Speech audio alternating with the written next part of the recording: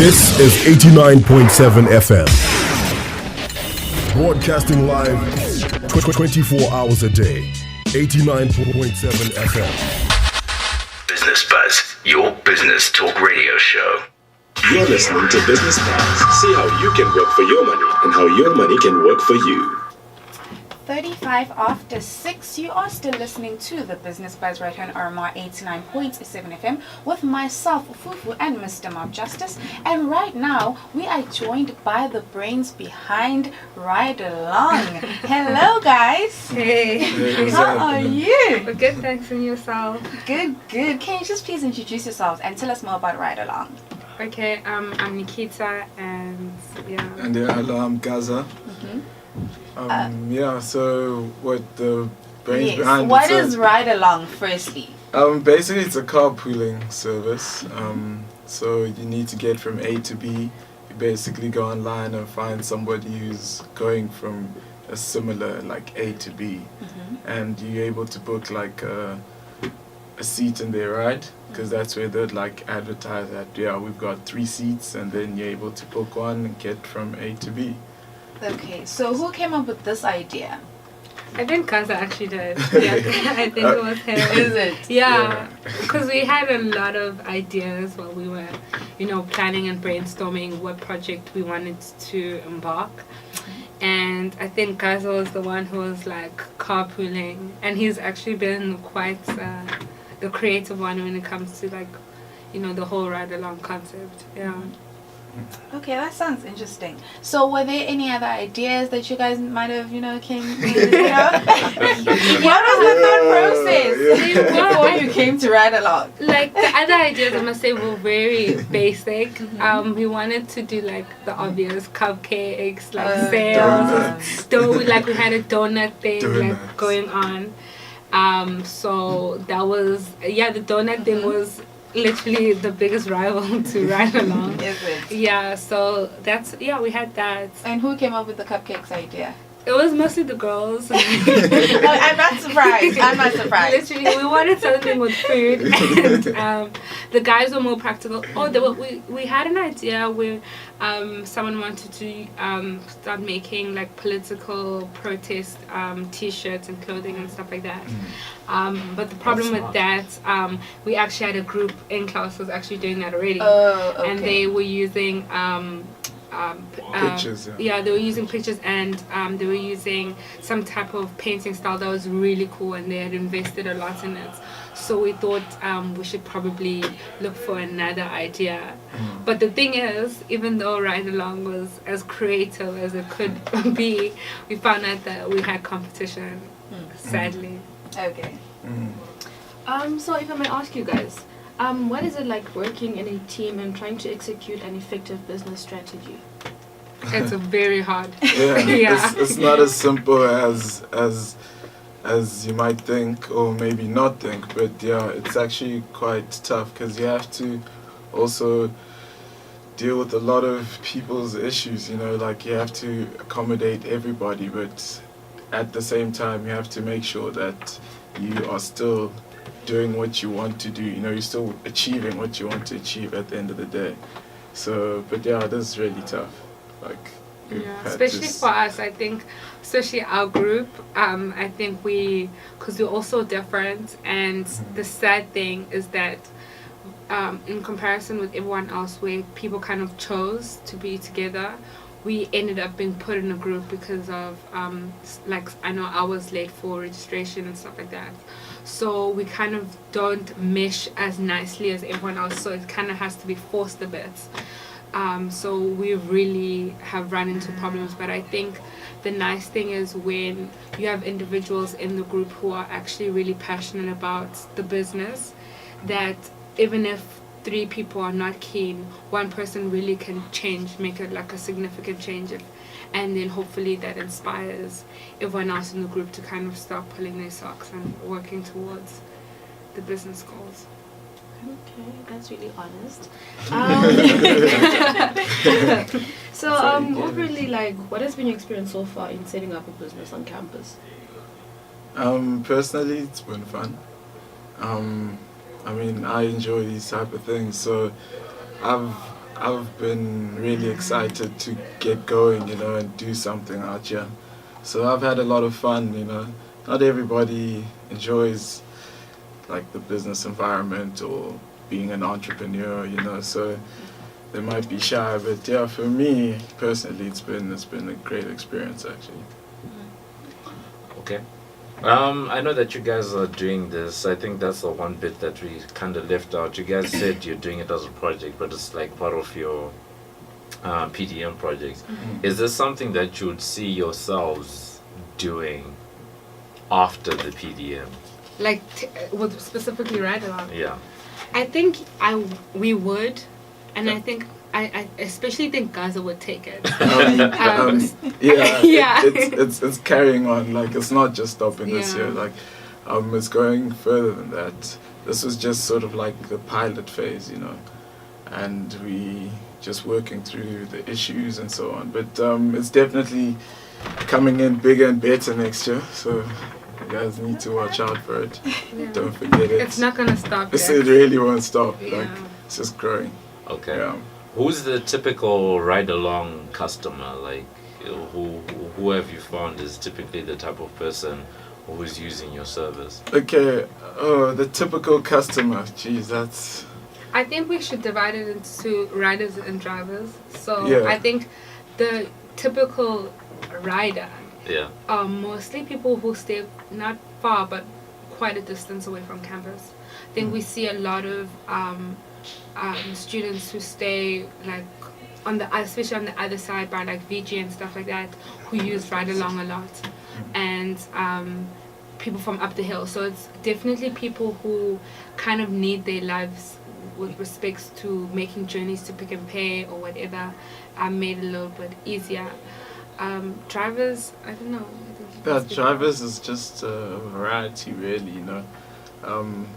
Just been marketing to everyone and people who are keen to just cover some fuel costs. Even going to PE, or you just want to go grab a burger, and it costs you 30 rand. You can just cover your costs just through 3 seats available in your car. So yeah, it's just anyone really. So there hasn't been like a specific type of driver, because we found variety, even people going to Joburg, PE, Durban. So it's quite a variety.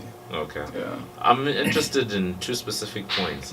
And the first one, when Nikita said riders and drivers, like how does that work, especially like on the driver's side, like as in, because I can get the fact that if you're a rider, you call and then you say, I want to go to X place, and then someone comes and then you're taken there. How does it work from the driver's point of view, and how do they use your service? Okay, so basically, as a driver, you would post the trip that you're making. So like I'm going from here, I'm going down to Pick and Pay after this. Yeah. So I'd post be like, I'm going from Union Steve Biko to Pepper Grove. Yeah. And then somebody, whoever is looking for a ride, and they feel that ride relates to them, will be able to go and book a seat in my car. Because I've got 3 seats, so I post up there, 3 seats, 5 rand a seat. Yeah. 3 seats, 5 rand a seat, and then they're able to go on there and basically click on my post. So you get like on the website, www.ridealong.co.za. Find Ride with a Y, so RYDE. Yeah. You get on there and you'll find the most recent posts on the bottom, and you're able to see how many seats available, how much it is per seat. And if you click on the post that you like, you're able to see the journey there as well. It's mapped out, and you're able to book a seat, and that's Oh, okay. This is okay. Am I allowed to ask how then does your business then make money from that? This is a business show, so definitely definitely I'll answer that. Yeah. Basically, we start with subscriptions. So you actually pay to get on the Ryde Along system, which is also something that we're working towards getting a bit tighter, like locking some entries and stuff to make sure that we actually have the registered amount of drivers and riders using the service and not people just back riding. Yeah. So yeah, we pay a subscription fee, and then what happens is that then the when you then on the system, you then as a rider pay a driver. So whether it's R5 going to Eden Grove from here or going off campus.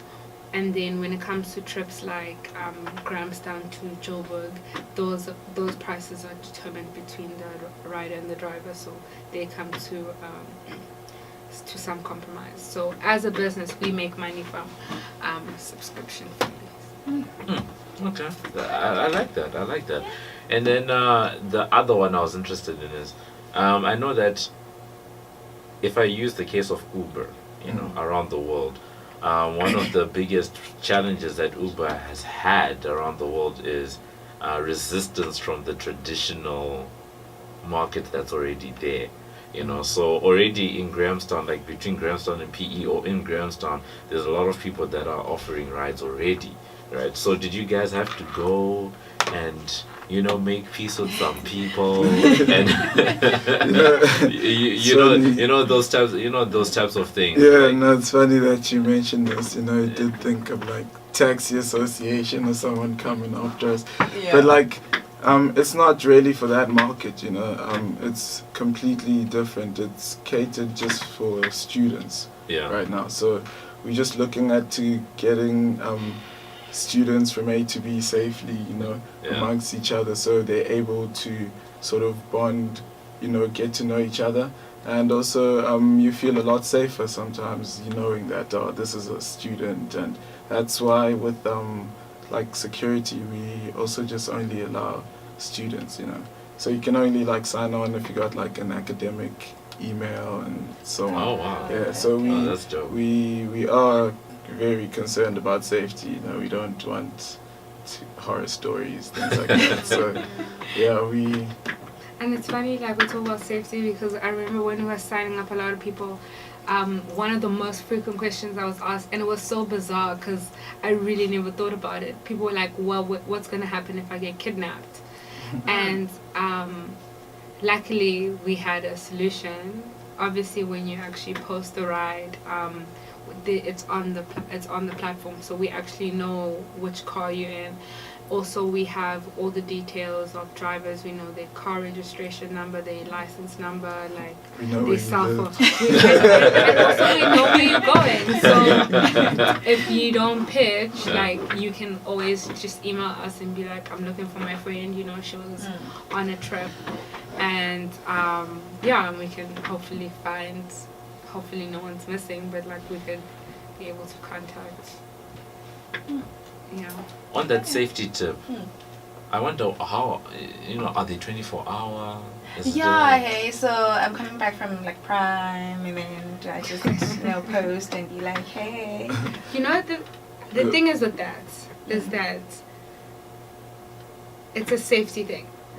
You wanting to get a ride at 2 a.m. Yeah. Think of the type of drivers that are available and around that time. It's not exactly the most sober-minded. And if they are, I mean, there's some people who would be making, you know, study trips from, like, let's say they're Japan or whatever, and just going down to BP. You know, that's something. But I think, like, it's not something that we're trying to promote in terms of people getting, using Ryde Along at nights. We're trying to venture out and trying to get a stable transport system for the nights as Ryde Along, and that's something that we're working on right now. But as far as like it being 24 hours, it is 24 hours, but we also want people to be aware of, you know, the type of situations you would be putting yourself in, because we don't want any of, you know, the situations that have happened with drunk driving in the past. Yeah. Okay then, so how do people get onto this Ryde Along thing again? It's very simple. Just open your web browser, www.ridealong with a Y, Ryde, R-Y-D-E, and ridealong.co.za, and you're able to go on there and you find everything that you need. You can register, it's for free. So just come through and you're able to start finding trips, stop walking. And your social media, if somebody has any questions, complaints. We have a Facebook page Mhm. that's actually very active, and we normally reply very quickly. So you can find us on facebook.com/Ryde Along. Ryde Along. That's Ryde with the Y, right? Yeah. They have an event. Oh yeah. Oh, is it? Hey. Shy. Because people are always like complaining, Mm. what if I don't know my driver, it's gonna be so awkward, Mm. like all those things. So we decided that we would throw it's called the Black and White Day May, and it's gonna be happening at 37 on New this Sunday. It's it's obviously a day May until from 2 to late, and basically we're trying to get everyone kind of together, all hopefully getting more customers, more drivers and riders, and just getting people to engage, kind of make basically a huge icebreaker. So we're gonna have speed dating, which is one of okay. trying to get familiar with everyone. And yeah, that's basically what we're doing at our event, and we're hoping that a lot of people are gonna turn up. Yeah, there'll also be food, music, so it'll be like or some really- performances from some of the local rappers that have literally been doing some big things. Yeah, it's gonna on the be music scene, exciting. so it's gonna be great. Okay, that sounds like fun. I might just go. Please do come. What is it? Black and White Day May on Black- Sunday. On Sunday. Starting from 37 on 2. you. Yeah. Okay. 37 on I'll you. see you on it. Maybe I'll just, Hey, don't be shy. Hey, Come hey. Thank you so much, guys, for joining us. Thank you for having me. Thanks. 89.7 FM.